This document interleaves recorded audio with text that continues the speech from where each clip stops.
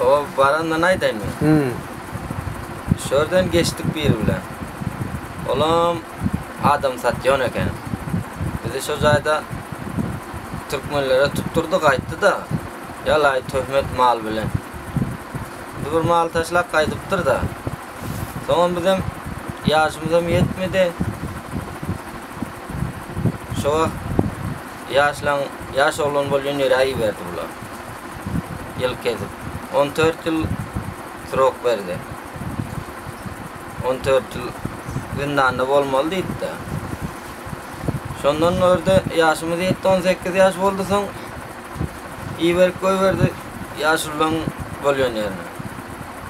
O jayda geldim 3 yıl yani havarlaşıp bilmedim iyi bilen. Hiç havar derek bilmedim de. O şondan yaş olan bolyon yerine vardık.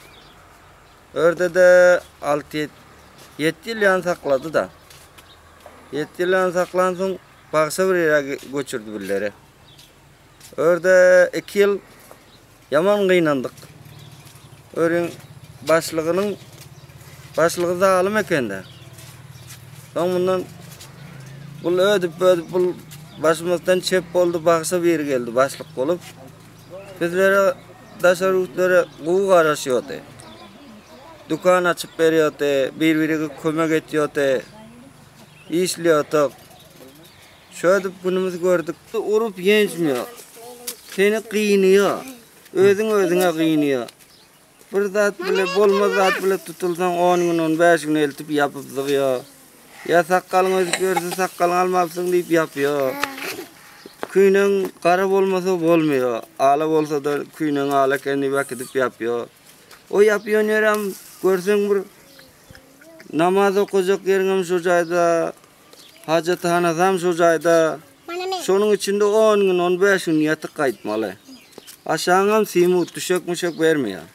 Ceza çektiriyor. Ceza evinde ceza çektiriyor. Yani kuca olup versen hiç kep yok. Orada bir yağdan yok olsa adamların kuyunun yup vermeli. Bedresini setilini çekmeli. O her bir 4 tane mence koyuyor. Sonunda 4 tane adam oluyor.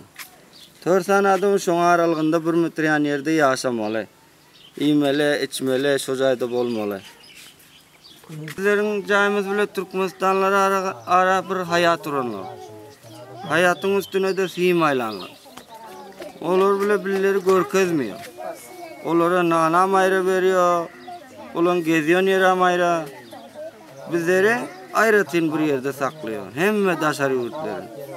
O jayda her bir tayfa var, her bir devletten adam var. Hem kim bir yerde daşarı yurtları.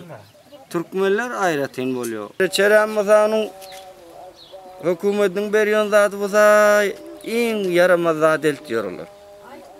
Yaxşı zat elten yoklar. Ardan baka zatlar alıp var da. Onu birileri ise keserlak gidip varıyor. Keserlak gidip varıyor. Özün yağdayın olsa yünden alıp bilsen bir işler edip sepir üstünden zat edip alıp bilsen günün kuğu geçiyor. Eğer alıp bilmesen çok kıyınçılık da. İzinden haber alıyorsun yok. Şöyle adamların hizmetini edip öyle adamlar bizi çocuğa da buluyor vaktimiz 15'ten köp oğlan canını hayattan kaybetti.